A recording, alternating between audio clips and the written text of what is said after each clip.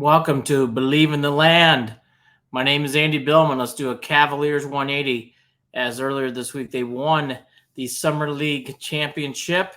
Exciting for those young guys, and that is a accomplishment. Yes, we're not going to be hanging banners or doing parades down Euclid on Friday, but it's still a huge accomplishment, especially for a team that did not have a big first-round name, didn't have any first-round picks in 2023, but it really showed a lot of growth in their system to win the Summer League the way they did. And there were some things that really stood out to not just me, but to other people watching the Cavs. The biggest winner out of the Summer League was definitely Isaiah Mobley. He proved a lot. He won the MVP in the championship, and he was wonderful. And yes, it's against lesser competition.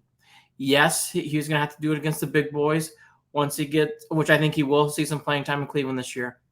All that to be said, I watched Isaiah Mobley play last year in Summer League, and this was just a far different player. He looked night and day in his difference as he's really grown as a player. He can do three things that you want to do in basketball. He can shoot, he can score, and he can pass, and he can rebound. That's a great combination.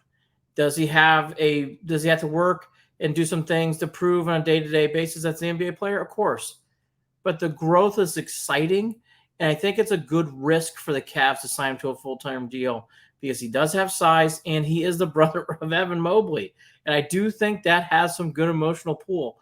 It's not analytics friendly, but from an emotional standpoint, I think that makes a lot of sense. And I think it will help Evan Mobley's growth. Isaiah Mobley should be moved up. Sam Merrill, who's already on the club full-time, proved his weight in gold when it comes to shooting.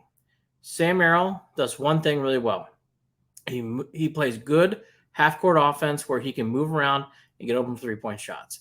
He is not a player that plays well on the fast break. His defense is shaky, and he really doesn't do much else. But if the Cavs go into a prolonged slump in certain games, don't be surprised to see Sam Merrill come off the bench at some point. He can shoot, and he can play half-court basketball, which is what the Cavs prefer anyways. He's not going to play every game. He's not going to play probably half the games. But he's going to see some time in certain games when they can't shoot. Emoni Bates, to end on, is really the player that showed the most growth from game to game. He started off shaky, I thought. His first game was okay. And then by the end, he really looked like a pro. He needs a lot of time to develop and play. He will get plenty of that time with the Charge. I'd be shocked if he's up with the club. And that's not a bad thing.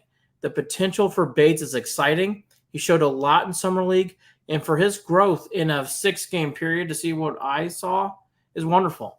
The sky's the limit for Bates. Isaiah Mobley needs to be up. Sam Merrill can shoot, and Emoni Bates has got a lot of potential. That is your Cavs Summer League in 180.